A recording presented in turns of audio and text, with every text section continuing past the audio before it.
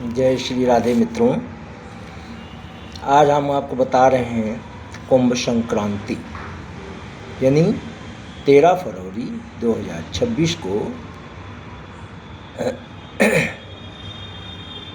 सूर्य मकर में से निकल करके और कुंभ राशि में यानी कुंभ संक्रांति जिसको बोलेंगे कुंभ राशि में प्रवेश कर रहे हैं। 4:08 पर मूल त्रिकोण राशि कुंभ में प्रवेश करेंगे, जो करीब करीब सभी राशियों के लिए उत्तम रहेगा। कुंभ राशि में यानी कोई भी ग्रह जब त्रिकोण में प्रवेश करता है, त्रिकोण में रहता है किसी भी राशि से, तो वो त्रिकोण में रहने वाला ग्रह नुकसान नहीं करता। तो हम आज आपको ये बताना चाहते हैं कि कुंभ राशि पर सूर्य यानी कुंभ संक्रांति, तो कुंभ राशि पर सूर्य 13 फरवरी से आ रहा है। तो जो 12 राशियां हैं उन राशियों पर इस सूर्य का यानी कुंभ राशि के कुंभ संक्रांति का 12 राशियों पर क्या प्रभाव पड़ेगा और प्रभाव के साथ साथ हमें उपचार क्या करना चाहिए, उपाय क्या करना चाहिए, हम ये 2 बात बताएंगे। शॉर्ट में बताएंगे पर उचित उपाय बताएंगे, इसलिए इसे ध्यान से सुनिएगा, उपाय भी कीजिएगा, आपको लाभ मिलेगा। लाभ मिलेगा तो कमेंट में लिखिएगा भी, जय श्री राम लिखिएगा, या आप जिस भी देवता को मानते हो उसको लिख दीजिएगा। जय श्री राम, राधे श्याम, जय कृष्ण, जय माता दी, जो भी आप मानते हो। तो मेष राशि पंचम भाव में कुंभ राशि में अच्छा है। भाई बहनों के लिए अच्छा है और वाद विवाद से मेष राशि वाले यह जो फरवरी के महीने में 13 फरवरी से 13 मार्च तक बचें। उपाय क्या करना है इनको? चींटियों को शक्कर डालें, पर यह शक्कर कब डालें? यह शक्कर शाम के समय डालें। ऐसे जगह पर डालें जहाँ किसी मनुष्य का आना जाना नहीं, कि पाँव से दब जाएं चींटियाँ और मर जाएं, तो अच्छा नहीं। बहुत सारे लोग पीपल के पेड़ के नीचे ले जाकर डाल देते हैं। पीपल के या किसी भी वृक्ष के नीचे यदि आप इसको डालते हैं तो थोड़े दिनों में आपको दमा का रोग पकड़ सकता है, यानी सांस फूलने का रोग पकड़ सकता है। इसलिए किसी वृक्ष के नीचे मत डालिए, आसपास थोड़ा सा हट के डालिए, और जहाँ डालिए जहाँ पर जो है मतलब किसी के पाँव से दब नहीं जाए चींटियाँ या कीड़े मकोड़े, तो उसके हिसाब से आप बूरा डालिए, शक्कर डालिए। बहुत सुंदर उपाय है, करेंगे तो आपको बड़ा अच्छा फल मिलेगा। कालचक्र की दूसरी राशि वृष राशि है। 10वें भाव में कुंभ राशि में सूर्य दिग्बली होता है और वृष राशि के लिए तो अच्छा होता है, अनुकूल फल प्राप्त होगा। सफ़ेद चंदन, जो सफ़ेद चंदन की लकड़ी होती है, उस लकड़ी को ला करके, सफ़ेद चंदन ला करके और बट पे घिसें और शिव जी का लेपन करें।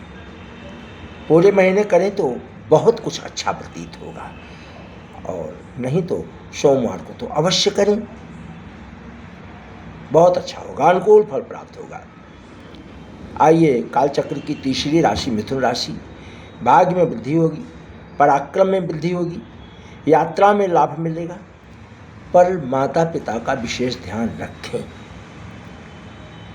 और विवाह का योग भी बनेगा। सूर्य को जो है गुड़ डाल करके,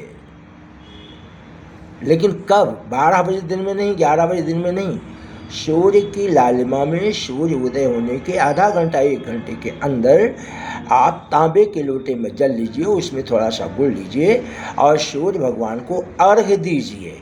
अर्थात उस जल को सूर्य भगवान की दिशा की तरफ करके चढ़ा दीजिए। बहुत फल मिलेगा। कालचक्र की चौथी राशि कर्क राशि है। मिला जुला लाभ रहेगा, विवाह का योग रहेगा और जो है लेन देन के धोखे से बचें। उपाय क्या करें? गरीबों को भोजन कराएं, है ना, गरीबों को भोजन दान करें। कहीं महीना भर रोज कर दें थोड़ा थोड़ा, बहुत अच्छा है। और नहीं तो सोमवार को बुधवार को जरूर करें। आइए, कालचक्र की पांचवी राशि सिंह राशि है। दाम्पत्य जीवन में उठापटक है, प्रेम जीवन में उठापटक है। कारोबार कोई धंधा व्यापार करते हैं तो उसमें लाभ है। और उपाय क्या करें? मिट्टी के बर्तन में छोटा सा मिट्टी का पात्र हो, छोटा सा पात्र हो जिसमें कम से कम 100 ग्राम शहद तो आई जाए, और कहीं 1.25 पाव तक आ जाए तो और उत्तम है। तो शहद मिट्टी के पात्र में भर के और उसके ऊपर से लाल कपड़ा बांध करके और किसी मंदिर में ले जा करके, चाहे शिवालय हो या जहाँ भी समझ में आए वहाँ ले जा करके मंदिर में ही रखना है। चुपके से, मतलब रख करके आ जाएं, ये कहें नहीं महाराज जी हम ये लेकर के आ रहे हैं, बड़ा एहसान कर रहे हैं, है ना। तो एहसान करने की जरूरत नहीं है, पर आप ले जा करके चढ़ा दीजिए, मंदिर में रख दीजिए।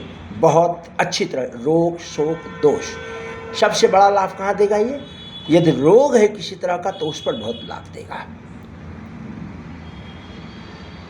कन्या राशि जो 6वीं राशि है कालचक्र की, मन के अनुकूल प्रभाव प्राप्त होगा। कार्य धंधा व्यवसाय नौकरी चाकरी में। स्वास्थ्य पर कन्या राशि वालों को विशेष ध्यान देना है। उपाय क्या करना है? साबुत मूंग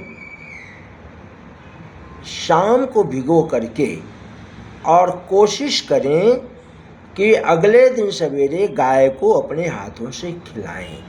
मात्रा निश्चित नहीं है, आप थोड़ा सा ही भिगोइए और गाय को खिलाइए, बहुत लाभ देगा। दिन भी निश्चित नहीं है, दिन भी निश्चित नहीं है। अगर हफ्ते में एक दिन करना चाहते हैं तो मंगलवार की शाम को मूंग भिगो दीजिए और बुधवार को गाय को खिला दीजिए। मन अनुकूल प्रभाव प्राप्त होगा, जो चाहेंगे आप वो अवश्य होगा। कालचक्र की 7वीं राशि तुला राशि, निर्णय क्षमता बढ़ेगी इस कुंभ संक्रांति में तुला राशि वालों के लिए। और उधार का लेन देन ना करें, उधार देने लेने में सतर्क रहें। तो सतर्क रहने से अच्छा है कि यह एक महीना जो सूर्य की कुंभ राशि की संक्रांति चल रही है 13 फरवरी से 13 मार्च तक, 15 मार्च तक, तो आप लेन देन ही नहीं करो। और लेन देन करो तो यानी किसी को उधार मत दो, किसी से उधार मत लो, बाकी करो, कौन रोकता है। लेकिन अगर ऐसा कोई बात है और करना जरूरी है तो सतर्क होकर के कीजिए, नहीं तो भैया धोखा होगा। कालचक्र की और उपाय क्या करें? माँ भगवती की आराधना करें। अगर समय नहीं है, आराधना नहीं कर सकते हैं, तो 9 गुलाब के पुष्प माँ भगवती के, माँ दुर्गा के चरणों में मंदिर में ले जाकर अर्पण करें। अगर आपके आसपास कहीं मंदिर नहीं है तो आप अपने घर के मंदिर में माँ भगवती को अर्पण करें और प्रार्थना करें। और समय मिले तो 1 माला ओम दुम दुर्गाय नमः का जप कर लें। 1 माला, 2 माला, 4 माला, 5 माला, जो कर सके आप वो जप कर लें। और ये 1 महीना नित्य करें, देखेंगे आपको पूरे साल हर तरह के रोग शोक दोष का निवारण होगा, सुख शांति की प्राप्ति होगी। कालचक्र की 8वीं राशि वृश्चिक राशि, जो कर्म भाव पर है, लाभ का योग है। जीवन साथी के स्वास्थ्य पर विशेष ध्यान दें, कहीं प्रेम विवाद में फंस सकते हैं और पुराना प्रेम वापस हो सकता है और नया प्रेम, अगर पुराना छूटता है तो नया प्रेम प्राप्त हो सकता है। पर नए प्रेम में जाने की जरूरत नहीं है। बहुत सोच समझकर इस तरफ कदम उठाना है, क्यों जो नया प्रेम अभी इस समय आपको प्राप्त होगा उसमें बड़े धोखे हैं, बड़े प्रपंच हैं, बड़ी चाल चलने के हैं। इसलिए किसी भी तरीके से नए प्रेम को प्रपोज मत कीजिए। हाँ, वैलेंटाइन डे आ रहा है तो वो आपको राधे राधे बेलन नहीं मिलेगा, पर ठीक है, सतर्क रहिए, कहने का अर्थ यह है। उपाय क्या करोगे? 9 वर्ष से कम उम्र की कन्या को अगर आप दूध दान कर सकते हैं, अगर भैया रोज कर सकते ठीक है, नहीं तो 4 सोमवार एक महीने में आता है, तो 4 सोमवार को जरूर कर दीजिए।